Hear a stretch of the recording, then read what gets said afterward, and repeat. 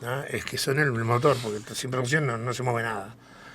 Acá no sale la plata de los bolsillos ni del presidente ni de los senadores, sale de los que laburan todos los días, los que producen, los que transportan, los que importan, los que Los que exportan, comercian, todo, exactamente. todo eso. Bueno, ¿cómo lo ves eso?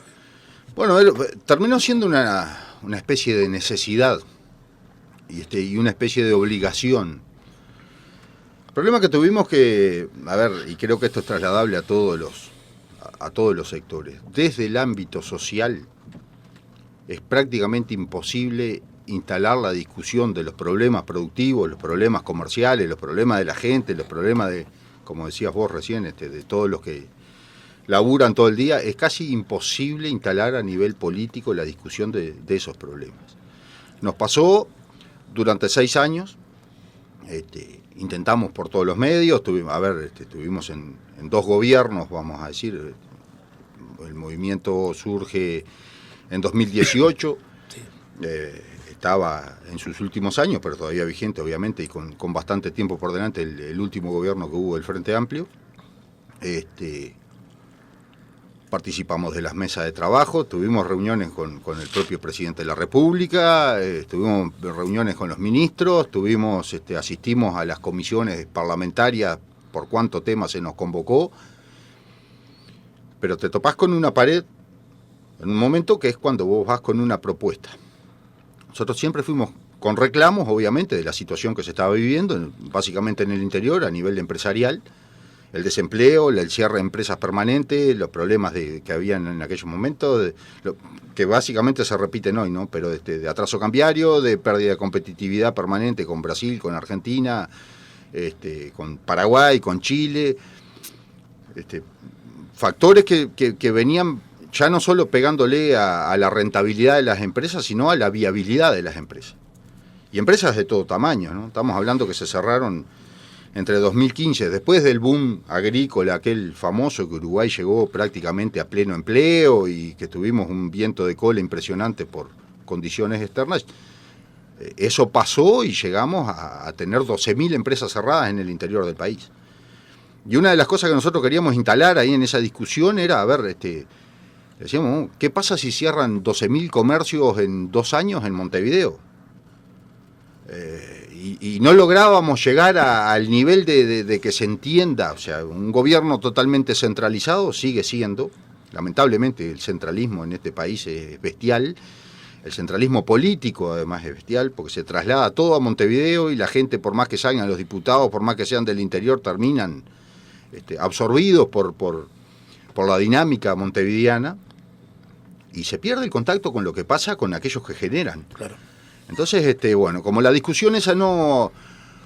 Llegábamos hasta cierto tope donde no podíamos avanzar, donde no podíamos instalar los temas a ser tratados por el Parlamento, o por los ministros, por lo que sea. Bueno, fue que a partir yo me retiré del movimiento en 2022, justamente porque hice una autocrítica de que no había logrado avanzar. Entonces di un paso al costado del movimiento y el año pasado, a mediados de años, decidimos formar un partido político para tratar justamente de llevar la discusión de los problemas productivos y comerciales adentro del sistema y evitar que se vada la discusión, porque fue lo que nos pasó permanentemente. O sea, uno puede hablar mano a mano con cualquier político, con cualquier ministro, con cualquier senador, con cualquier diputado y todos reconocen cuál es la situación. Muchas veces se enteran también de qué es lo que realmente está pasando.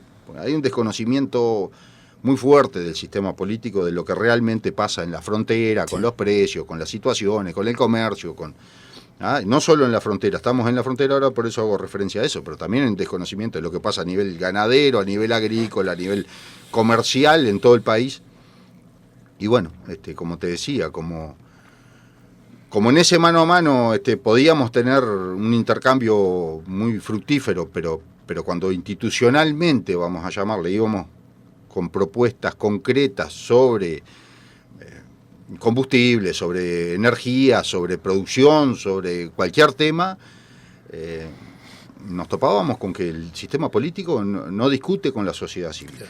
Entonces, bueno, por eso te decía que medio por obligación terminamos formando este partido político con la intención justamente de ir con todo aquello que pertenece al sector privado de Uruguay, digo, tanto empresas como trabajadores, poder tener esa discusión adentro de los ámbitos que, bueno, a donde decida la ciudadanía que podamos llegar con este partido, ¿no? Los grupos, le voy a poner yo el nombre, de cercanía, de los que están en contacto con la gente, son los que captan el día a día. O sea, la distancia de, en el caso de Rivera, 500 kilómetros es una enormidad para aquellos que después se abogan el derecho a tomar decisiones de traer los escritorios, que eso lo hemos hablado infinidad de veces.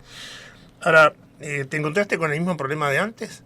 Con aquello del 2018, cuando ustedes convocaron allá en Durazno, yo fui al otro año, que fue donde estuvimos ahí, fue toda una multitud y ustedes fueron cuestionados, ¿verdad? Por aquello de, ahí vienen las 4x4, en fin, o sea, una pavada total y absoluta. La oligarquía, los terratenientes, los patriarcas, todo, una cantidad de bobadas que dijeron aquellos que se resistían a lo que era una verdad que empezó a surgir, ¿no? Que generaron ustedes, porque en definitiva fue así. Porque antes no tenía voz el campo. Las asociaciones estaban allí, pero se habían transformado también en sectores muy politizados, ¿no? Sí, a ver, las gremiales, en esto quiero hacer una acotación. Esto tiene su historia, pero hubo alguien muy vaquiano dentro del gobierno que, para no tener las gremiales tan fuertemente en contra, como pasó en el año 99, sí, o como en el 2002, en aquellas movilizaciones en Montevideo, fueron integrando a las gremiales a distintos organismos estatales. Correcto. Y es una forma del gobierno evitar que la discusión se vuelva muy virulenta, porque las gremiales tienen representantes en distintos organismos, entonces por lo tanto hay un vínculo que hasta económico podría ser, o inclusive muchas veces un escalón para una carrera política. Hemos visto muchos presidentes de algunas gremiales después dar el paso hacia lo político. A ver, eso fue muy bien generado por alguien que dijo, bueno, la forma de evitar de que esto se vuelva realmente complicado es tenerlos adentro del sistema. Entonces, ahí se vuelve bastante complejo de que las gremiales puedan tener una voz fuerte contra el gobierno que sea. En aquel momento era contra el Frente Amplio, pero, a ver, acordémonos que en 2018, cuando las gremiales madres, vamos a decir, Federación Rural, Asociación Rural, Cooperativas Agrarias Federadas, la Asociación de Cultivadores de Arroz, a NPL, le pidieron una entrevista al presidente de la República, que creo que fue en noviembre del 17. Acordémonos de la respuesta de Tabaré Vázquez en aquel momento. En marzo decido cuándo los recibo. Claro. Y eso creo que fue una gota que desbordó absolutamente el vaso de la gente que se aburrió de ese ninguneo a los reclamos genuinos de sectores productivos que venían en una decadencia absoluta, como lo que te mencionaba recién, a partir de 2015.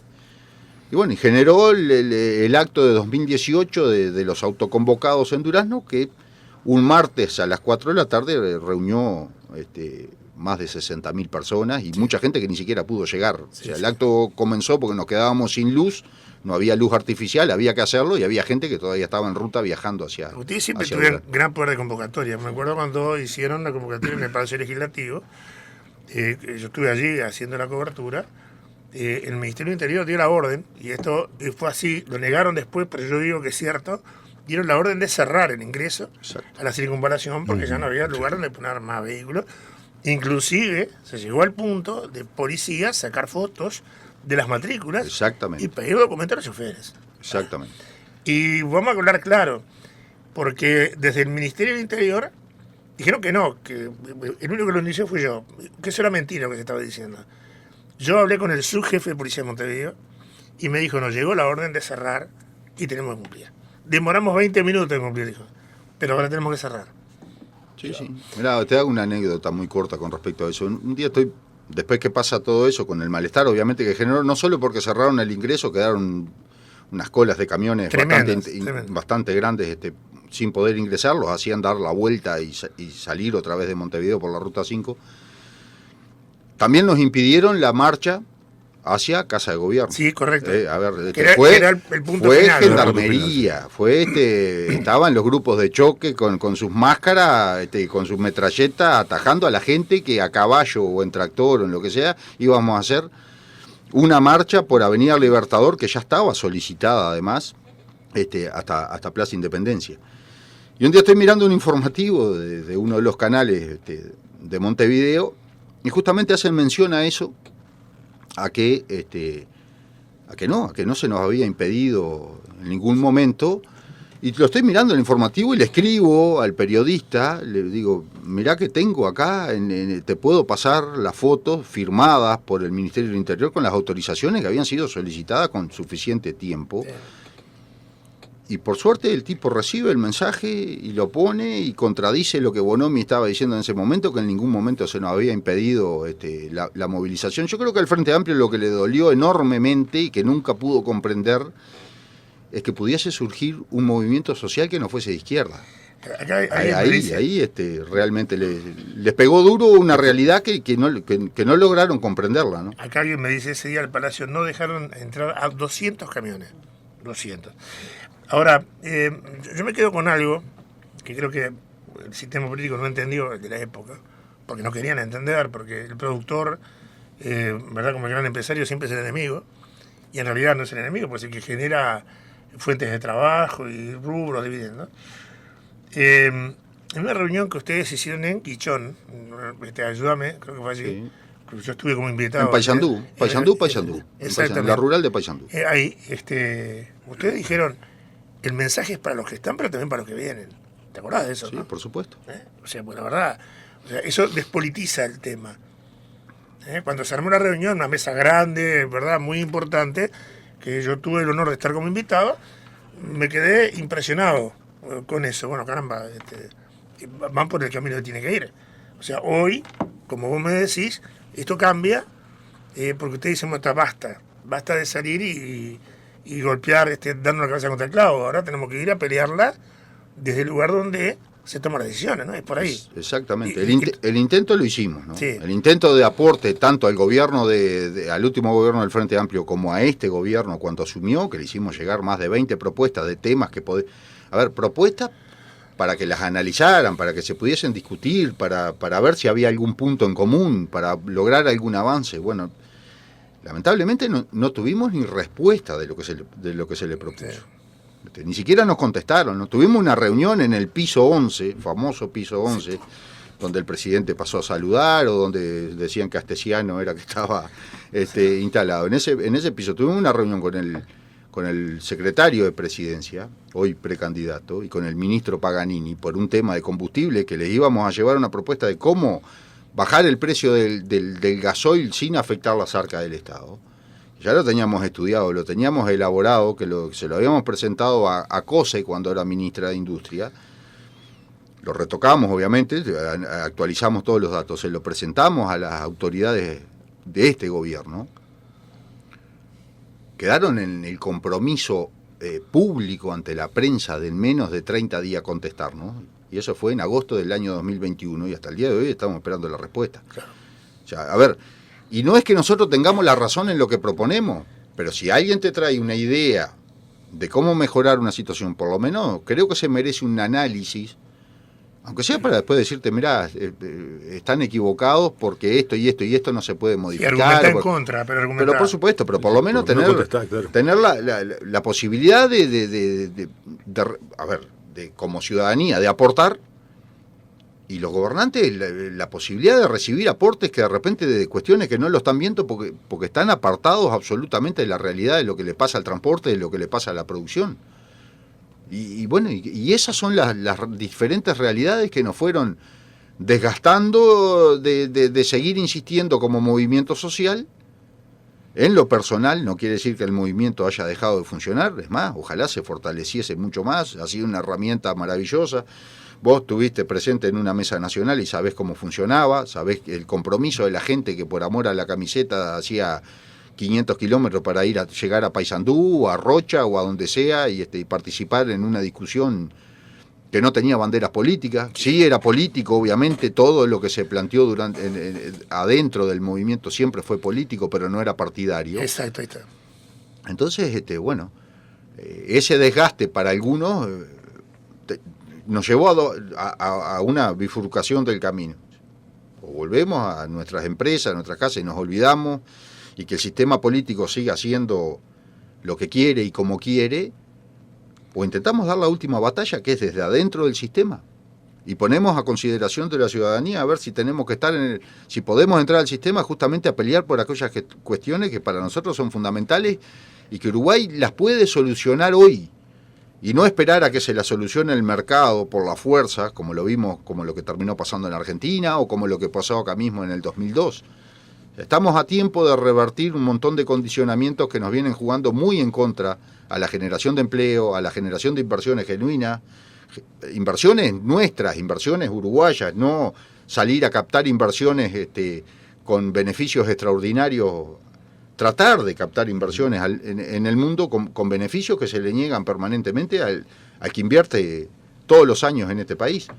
Y bueno, a ver, esa pelea la vamos a dar. Esta es la última piedra que tiramos o la última chance que nos jugamos. Es bueno, generemos un partido político y con esta misma visión entremos al sistema a discutir los diferentes aspectos de los diferentes rubros. Perfecto. Le voy a pedir a Juan una tanda, ¿sí? Hacemos vamos a hacer compromisos comerciales y después nos metemos en la parte política. Tenemos algunas preguntas con Ricardo, seguramente ustedes tienen respuestas, propuestas y demás. Hay mucho tema que le importa a mucha gente que nos está escuchando ahora. Cuando hablamos de producción, muchos hablan de atraso cambiario. Dice que esto perjudica la competitividad. Yo lo hablaba y lo conversamos en alguna oportunidad con el presidente de la Unión de Exportadores, con Facundo Márquez, y me decía, estamos un 20, un 25% abajo de lo que deberíamos. Se están manejando precios de dólar. Debería estar a 58 pesos el dólar, dicen algunos. Atraso cambiario, el tema empresarial, reducción de la jornada laboral. Hace un rato estuvo la precandidata, la doctora H, hablando con Rodrigo Oner, y es una de las que entiende de que se puede bajar la jornada a 6 horas sin afectar la masa salarial o la productividad. Vemos, de repente, como decíamos ayer con Ricardo, si el día tiene 24 horas y partís en 4, el día de repente generás más fuente de trabajo. Eso genera también más costo y el Estado tiene que acompañar todo esto. Pero lo hablamos en la vuelta de los comerciales.